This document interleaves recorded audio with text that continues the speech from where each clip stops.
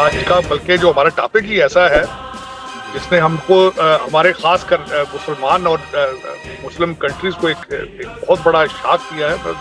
بڑا ضروری تھا آج اس پہ بولنا. جی بالکل. طاہر صاحب اس میں میں چاہتا تھا کہ یہ کہا جاتا ہے کہ فلسطینی دو باتیں کر رہے ہیں جس کی وجہ سے وہ سمجھتے ہیں کہ حماس نے یہ حملہ کیا. آپ کو پتہ ہے حماس دنیا میں بہت سارے ملک جو ہیں اس کو دہشت گرد جماعت کہتے ہیں, ملیٹنٹ آؤٹ فٹ کہتے ہیں, بہت سارے اس کو فریڈم فائٹر بھی کہتے ہیں, ڈفرینٹ اس کو چل رہا ہے. ایک بات تو یہ کہی جاتی ہے کہ کیونکہ سعودی عرب کا جو ایک اسرائیل کے ساتھ نارملائزیشن چل رہی تھی, جس کو ایم بی ایس نے فاکس نیوز کو انٹرویو دیا اور کہا کہ ہم ہر روز آگے کی طرف جا رہے ہیں. دوسرا, بیبی نیتن یاہو نے جب 22 سپٹمبر کو یو این جنرل اسمبلی میں اسپیچ کی تو انہوں نے وہاں پہ جو اسرائیل کا میپ دکھایا اس میں ویسٹ بینک اور غزہ کا جو حصہ ہے جو فلسطینیوں کا وہ دکھایا ہی نہیں, اور کہا کہ سارے کا سارا ہمارا ہے. تو بیسیکلی یہ دو میجر پرووکیشنز ہیں جس کو حماس نے سمجھا کہ اگر ہم نے اسرائیل پہ حملہ نہ کیا تو یہ ہر چیز جو ہے وہ ہمارے اوپر آ رہی ہے. آپ طاہر صاحب کیسے دیکھتے ہیں؟ کئی لوگوں کا کہنا یہ ہے کہ یہ حماس اور فلسطینیوں کے لیے بڑی مشکلات پیدا ہو جائیں گی, ہزاروں سینکڑوں لوگ جو ہیں وہ اپنی جانوں سے جا سکتے ہیں.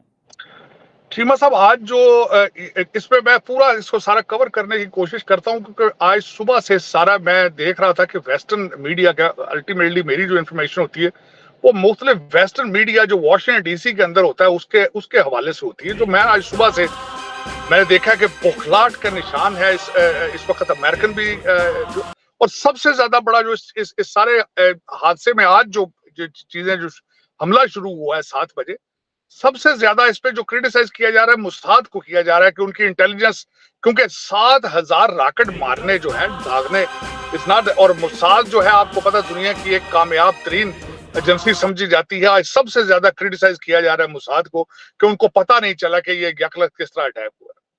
اب دوسرا بالکل میں آج آپ کو بات یہ بھی آپ نے بالکل آئیڈینٹیفائی تو کر دیا ہے کاز آپ نے, اس کی وجہ یہ ہے کہ جب سعودی عربیہ اور اسرائیل اور امریکہ جب یہ چیزیں اکٹھی کر رہے تھے ابراہیم اکارڈ کے بعد اور جو ساری چیزیں تھی, اس میں جو حماس ہے وہ یہ سمجھتی تھی کہ we have been left alone, اور جو پیلسٹینین اسٹیٹ کا کاز ہے دے آر ڈیمیجنگ دیٹ, ہمیں پراپر اس میں شیئر نہیں مل رہا. آج انہوں نے اس کی بوکھلاٹ میں یہ صبح 7 بجے جو حملہ کیا ہے اس میں کیا ہے. لیکن اس کے آفٹر ایفیکٹس, آفٹر شاک جو آئیں گے آپ سوچ نہیں سکتے کہ وہ بہت زیادہ خطرناک ہوں گے, ہولناک ہوں گے. معصوم جانیں ضائع ہوں گی اس میں, بلکہ معصوم جانیں تو ضائع ہو چکی ہیں.